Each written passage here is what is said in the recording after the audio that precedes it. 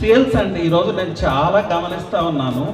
చాలామంది ఇప్పటికీ కూడా మేము రియల్ ఎస్టేట్ సేల్స్లో ఉన్నాము అని చెప్పుకోవడానికి సిగ్గుపడుతున్నారు, మొహమాట పడుతున్నారు. ఈవెన్ తమ కంపెనీ స్టేటస్ అంటే ఆ వెంచర్ యొక్క స్టేటస్ వాట్సాప్లో పెట్టుకోవడానికి కూడా మొహమాట పడుతున్నారు. ఎందుకు సిగ్గుపడాలి? ప్రపంచంలో హైయెస్ట్ పెయిడ్ జాబ్ ఏది అంటే ఏం చెప్తారు? సాఫ్ట్వేర్ కాదు, హార్డ్వేర్ కాదు, లేకపోతే జాకీవేర్ కాదు, సేల్స్ అండ్ మార్కెటింగే ప్రపంచంలో హైయెస్ట్ పెయిడ్ జాబ్. మీకు ఇంకొక ఇంట్రెస్టింగ్ థింగ్ చెప్తాను చూడండి.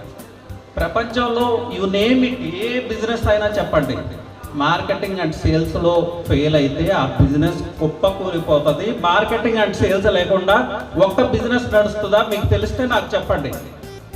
మార్కెటింగ్ అండ్ సేల్స్ లేకుండా ఏ బిజినెస్ అయినా నడుస్తుందా?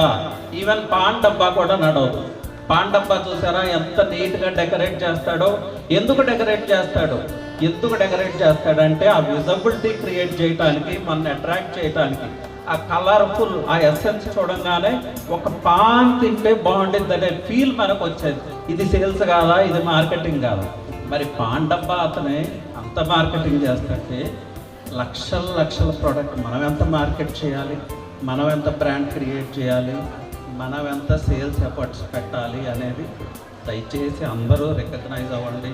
సో యాజ్ ఎ సేల్స్ పర్సన్గా మనం అందరం ప్రౌడ్గా ఫీల్ అవుదాం. ఎందుకంటే సేల్స్ లేకపోతే ఎకానమీ లేదు, ప్రపంచం ముందుకెళ్ళదు, ఏ బిజినెస్ సస్టైన్ కాదు. సో అలాంటి రంగంలో ఉన్నందుకు మనం గర్వపడాలి, ప్రౌడ్గా మూవ్ అవ్వాలి. లైఫ్ లాంగ్ రియల్ ఎస్టేట్ సేల్స్లోనే ఉంటాను అని ఇక్కడ ఫిక్స్ అయిపోండి. దీనికన్నా బెటర్ జాబ్ ప్రపంచంలో లేదు. మనం లేకపోతే ప్రపంచమే లేదు. ఇది ఎగ్జాగరేషన్ అనిపించవచ్చు, బట్ దిస్ ఈజ్ ట్రూ. ఇదే నిజం. సేల్స్ లేకుండా ప్రపంచం ముందుకు నడవదు.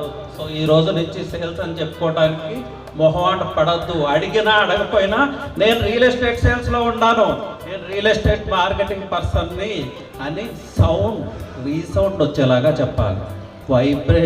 రీవైబ్రేషన్ వచ్చేలాగా చెప్పాలి. So this is what I want to say అండి.